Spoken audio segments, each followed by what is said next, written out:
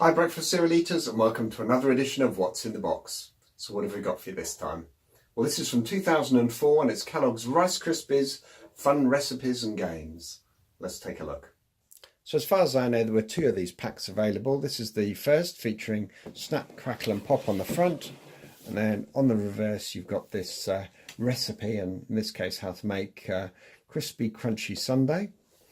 However, what was different about this, it was a double backed packet, and it was stuck down. There was sort of this glue on the side, and then you had these sort of activities to do with shadow play, word searches and so forth. Some of these are actually featured on the Kellogg's variety packs, you know, the little small ones that you can get.